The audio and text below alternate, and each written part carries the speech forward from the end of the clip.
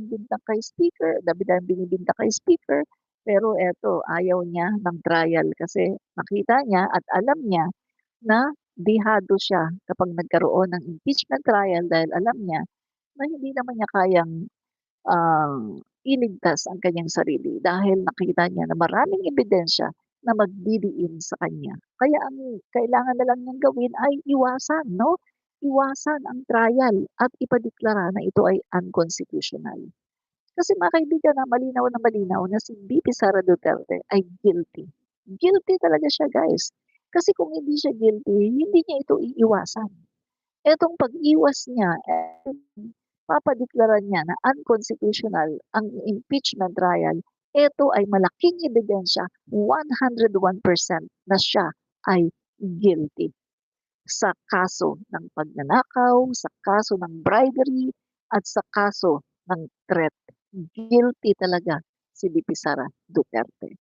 At eto mga kababayan, mananatili sa isipan, sa puso ng mga Pilipino na siya ay nagnakaw hangga't hindi niya malilinis ang kanyang pangalan through impeachment trial. Mananatili sa puso at isipan ng mga Pilipino na siya ay isang magnanakaw.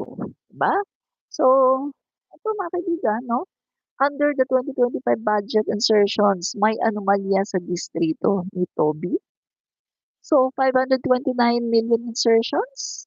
Oh, ano ba yan, no? So, according to Representative Alfredo Garbin, si Tiangco ang may more than half a billion pesos in insertions, 65 to 70% of which were for flood control in Navotas. OMG! OMG mga kaibigan, ano ba yan, no? So the budget went to notorious contractors linked to ghost projects and substandard output. My God, mga kaibigan, ano ba yan, no? So, ito pa ha, St. Timothy Construction at SYMS flag contractors. St. Timothy owned by the Diskaya family linked to substandard projects and tax issues. SYMS behind alleged ghost flood control projects. Both were flagged by President Marcos and the Congress for suspicious activities. My God, mga kaibigan, no? So, dapat talaga itong halongkatiin at halukayin, mga kaibigan, no? So, Tiangco's hypocrisy exposed. Binanatan niya si Congressman Zaldico at Apo Bicol party list, Garbin, about insertions, pero siya rin pala ang may mas malaki at questionable na pondo. So, worse, di ba? Na-release agad ang kanyang projects at napunta agad sa kontraktor na iniimbestigahan sa ghost na proyekto. So, yun na, BIR and audit red flags. Diskaya-owned companies like St. Timothy and Alpha and Omega are also being questioned for unpaid taxes and shady operations across multiple regions. So mga kaibigan, no, makikita natin na yung sinasabi dito ni Representative Garin, idinitalye niya mga kaibigan yung papel ni Tiangco sa mga proyektong pinaiimbestigahan even in the DPWH. Mga kaibigan, even the DPWH wrote to Tiangco asking his help in implementing projects tied to Diskaya firm. So, paano na yan, no? Congressman Toby Tiangco? Yun bang tipong ang dami-dami mong mga kunwari ay nire-reveal, ang dami-dami mong kunwari ay binabanatan pagkatapos ikaw half a billion pala ang budget mo diyan sa flood control na yan. Oh. So, ano nangyari sa flood control na yan? Bakit tila yata hindi naman naging successful? Bakit tila yata hindi naman naramdaman ng mga tao dahil bumabaha pa rin dyan sa Navotas? Diba? So, ito mga kaibigan, no, hindi pwedeng hindi alam no, ni Congressman Toby Tiangco, mga kaibigan. No? So, kung si Diskaya ang contractor ng flood control sa Navotas, alam dapat yan ni Toby Tiangco. At kung hindi naman niya alam, aba, mas lalong magbabackfire sa kanya yan kasi sasabihin, uy, proyekto mo 'yan, ikaw yung kongresista diyan pagkatapos hindi mo alam. So, anong ginawa mo? Bakit tila napabayaan mo, 'di ba? 'Yun po mga kaibigan ang, nangyayari, 'yan. So, eto na nga mga kaibigan, bago bago ka, magsabi 'no or bago ka magturo sa iyong kapwa, kailangan tingnan muna natin 'no kung malinis. Kung malinis ka, kung wala ka bang tinatagong baho, kung wala ka bang tinatagong basura sa closet mo, bago ka magturo sa iyong kapwa 'no. Kasi baka naman ikaw ay, ah, ginagawa mo lang 'yan para pagtakpan yung tunay na issue sa'yo, 'di ba? 'Yan. So mga kaibigan 'no, yung third topic natin ito ay tungkol sa naunsyaming pag-ibig 'no, ni Vice President Sara Duterte. So alam niyo ba mga kaibigan na itong si VP Sara Duterte ay merong naunsyaming pag-ibig, 'yan. At alam niyo ba kung sino yung kanyang iniibig, mga kaibigan 'no? So, ayon po 'no sa ating, puting loro mga kaibigan at sa ating mga obserbasyon, ang iniibig ni VP Sara Duterte na nagbigay sa kanya ng napakalaking kabiguan ay walang iba kundi ang ating Pangulong Bongbong Marcos Jr. Si PBBM po ang iniibig ni VP Sara Duterte pero siya po ay bigo. Isang malaking bigo dahil hindi po siya pinatulan, no? So dahil obvious na obvious po ng ating Pangulo ay family man at siya po ay tapat sa kanyang asawa na si FL Lisa Marcos, 'no? So, pakita natin sa inyo, okey, yung video, okey, siya si 'no, eto po,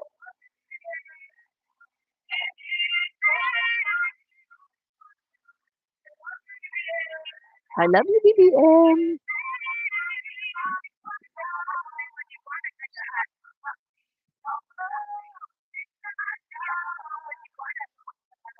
Oo naman. Pansin niyo si PBBM nung sinabi ni Sara na, "I love you BBM." Anong reaksyon ni PBBM?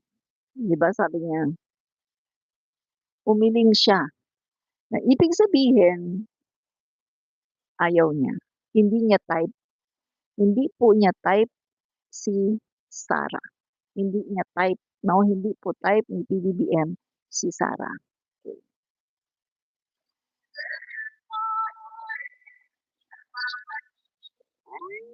Hmm. Eto naman yung sinabi niya na, "I hope sir you miss me as much as I miss you." So una yung magkakaibang ano po ito, magkakaibang scene po ito, magkakaibang senaryo ito. Una yung sinasabi niya, paulit-ulit yun, eh, "I love you BBM." Tapos umanon siya, tumalikod, humarap naman siya, "I love you BBM." Pagkatapos pinilit pa niya, "I love you BBM." 'No? Tatlong beses yata yung sinabi niya, "I love you BBM." 'No? Sa sa harap ng maraming tao. Tapos pagkatapos eto naman yung sinabi niyang, "I miss you." 'No?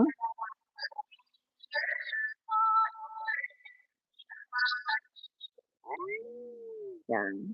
Sabi niya, "I hope sir you miss I hope sir you miss me as much as I miss you." Tapos ito namang isa, nagtapat na talaga siya dito ng pag-ibig 'no. Eh,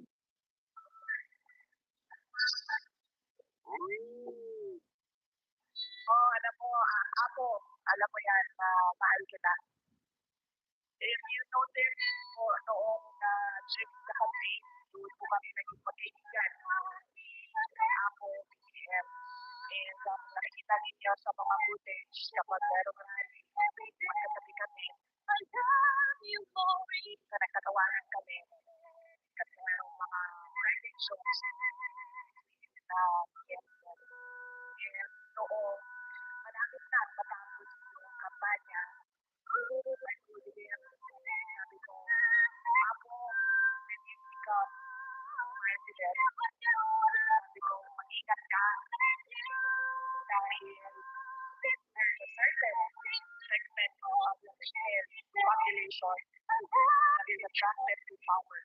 So that is how we develop our Dali ano muna natin?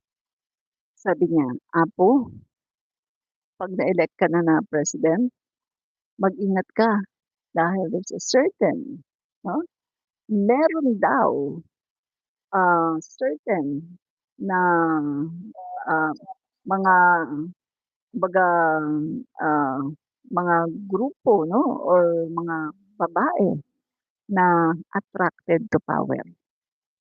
Sino yun? Siya. Siya yun mga kaibigan, attracted to power 'no? You all know Marcos Apo. Sabi pa niya, sabi pa niya, I want you all to know, gusto kong malaman ninyong lahat, mahal ko si Apo BBM. Mga kaibigan, alam mo, ito sabihin ko sa inyo, sa pananaw ng isang babae, yung isang babae, baka hindi to alam ng mga lalaki, yung isang babae, kapag tunay mong mahal ang isang lalaki, mahal mo talaga siya, ipagsisigawan mo yan sa mundo.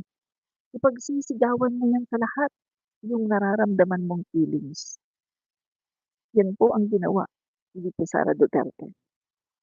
Out of the abundance of the heart, the mouth speaks. Yun po ang laman ng kanyang puso. Nag-uumapaw ang pag-ibig niya sa ating Pangulo. Kaya niya nasasabi. Ilang beses niyang sinabi sa mga events na mahal niya. Mahal kita, Apo PBBM. Alam mo yan, mahal kita. Ang masama mga kaibigan, hindi siya pinatulan. Hindi siya pinatulan ni PBBM at nag-umpisa na doon. Nung hindi siya pinatulan, napahiya siya.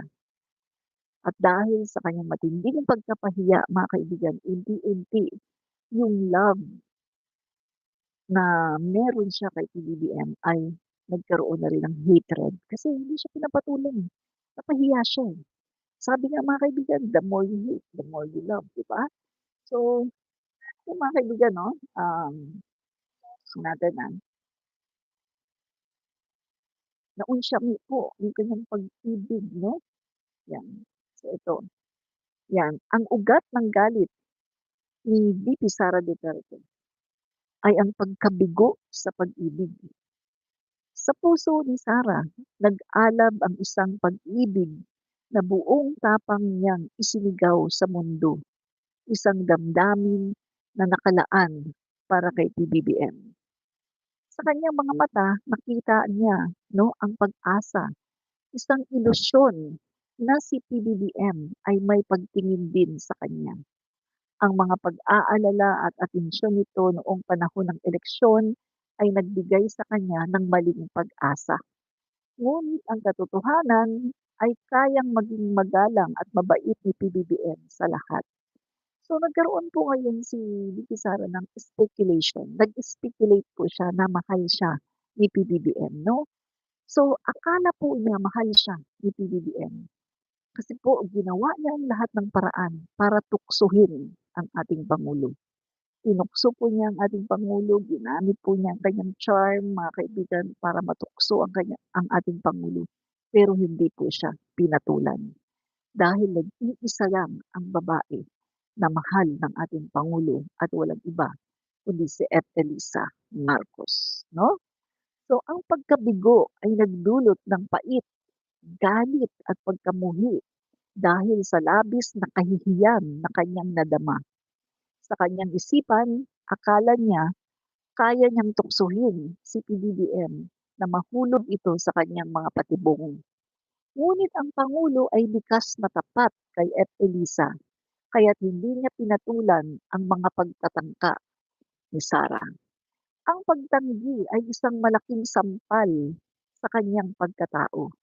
Si Sara na ang nagpakita ng motibo, ngunit tinanggihan pa rin siya ng Pangulo. Mula noon, ang kanyang puso ay napuno ng galit kay F. Elisa. Kaya kahit anong paratang ay kanyang ibinabato dito. No? So mga kaibigan 'no, sa kanyang pagkabigo, pinaratangan ni F. Elisa, pinaratangan niya si F. Elisa na gusto daw siyang ipatiyugi, bunga ng kanyang sobrang galit at pagka-insulto, 'no? So hindi niya matanggap na kahit mas bata siya at sa tingin niya ay mas maganda daw siya, pero hindi niya nakuha ang puso ng pangulo. Ito'y isang malaking pagkakamali dahil hindi naman kaladkarin na lalaki ang pangulo. Si PBBM ay hindi katulad ng kanyang ama na si Duterte na tila lahat ng babae ay gustong patulan. Si PBBM ay isang tapat na lalaki, tapat na asawa at hindi natutokso sa iba. Ito ang dahilan ng matinding galit no, ni Sara kay PBBM. Nag-ugat sa pag-ibig na kahit kailan ay hindi niya naangkin dahil iisa lang ang babae sa puso ni PBBM. Walang iba kundi si F. Elisa Marcos ang nagwagi sa puso ni PBBM. Super inggit si Sara kay F. Elisa dahil napakagwapo ni PBBM. Maalaga kay FL, napakabuting asawa, napakabuting ama, napakatalino at napakabait. Kaya si Sara ay bigong-bigo kay PBBM at hindi niya ito kayang tanggapin na siya ay tinanggihan ng lalaking kanyang pangarap maangkin. So ang lesson nito mga kaibigan, may mga babaeng hindi kayang tanggapin ang pagkabigo sa pag-ibig. Kaya ang resulta ay gagawin niya ang lahat para lang makapaghiganti. So, ito mga kaibigan pansin niyo ba, napansin niyo ba mga kaibigan, ang tindi ng galit ni Sarah sa first couple na wala namang malalim na dahilan? Hindi pa naaaresto ang ama niyang si Duterte ay grabe na ang galit ni VP Sara Duterte sa first couple. Yan ay dahil sa pagkabigo sa pag-ibig. Siguro mga kaibigan 'no, naisip ko lang kung pinatulan siguro siya ni PBBM, malamang walang gulo sa pagitan ng Marcos at Duterte ngayon. Kung pinatulan siya ni PBBM, malamang walang manggugulo sa administrasyon ni PBBM ngayon. Pero hindi siya pinatulan, kaya eto, magulo, 'di ba? So, mga kaibigan tingnan niyo 'to,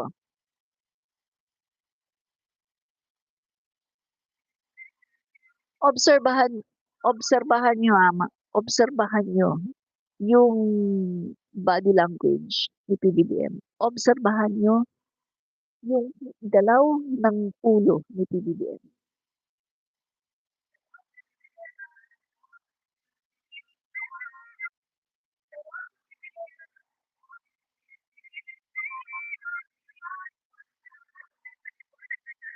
Observe. Obserbahan niyo.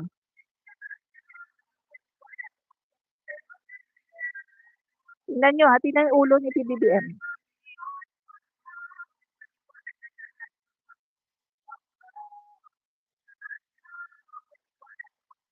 Umiiling siya dahil ayaw niya. Ayaw niya. Family man siya eh. May asawa siya, mahal na mahal niya asawa niya. May mga anak siya. Ayaw ni PBBM na masira ang kanyang reputasyon dahil lang kay VP Sara. Kaya mga kaibigan, tinanggihan niya no, si VP Sara Duterte. At yun nga mga kaibigan, no, nag-alab ang galit sa puso ni Sara dahil sa tindi ng pagkabigo. Bigong-bigo siya mga kaibigan na paibigin si PBBM. Ang akala niya kasi lahat ng lalaki kaladkarin. Ang akala niya kasi lahat ng lalaki katulad sa tatay niya na kaladkarin, no? Hindi niya alam na ang pangulo natin kahit pakitaan mo man yan ng mga sexing babae sa harapan, hindi niya yan papatusin dahil ang pangulo namin ay isang matino na lalaki at talagang may prinsipyo, iisa lang ang mahal, walang iba kundi si F. Elisa. Kaya bigong-bigo si Sara Duterte. Sa kanyang ninasa, pinagnasaan niya ng husto ang ating Pangulo. Pero hindi niya ito nakamit. Hindi niya nakuha ang ating Pangulo. Kaya ang resulta, galit na galit siya. Sobra ang kanyang galit na naramdaman dahil hindi siya pinansin ng ating Pangulo, no?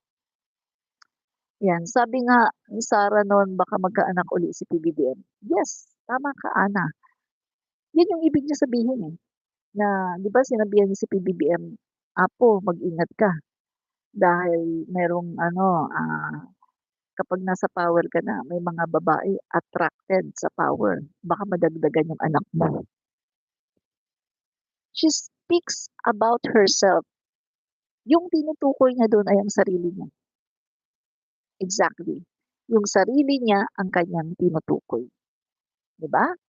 So mga kaibigan, kung ang Pangulo natin ay weak, kung ang Pangulo natin ay katulad kay Duterte, malamang sila na ni Sara ngayon. Malamang silang dalawa na ni Sara Duterte ngayon. At malamang walang gulo na nangyayari ngayon sa Marcos at Duterte. Diba? Pero ang Pangulo po natin ay matinong lalaki at hindi po siya papatol sa isang babae na may asawa na rin at may mga anak. No? So, yun po mga kaibigan ulitin natin. Tingnan nyo yung ulo ni PBBM. Umiiling. Ayaw niya. Ayaw niya.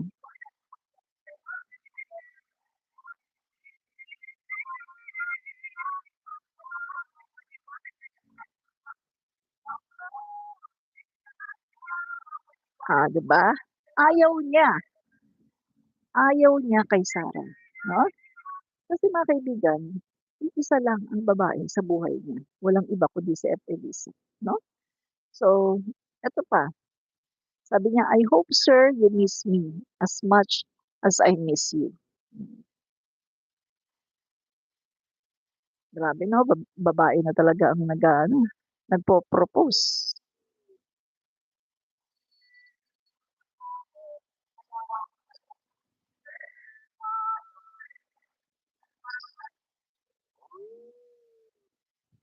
O yan, tinukso pa si PBBM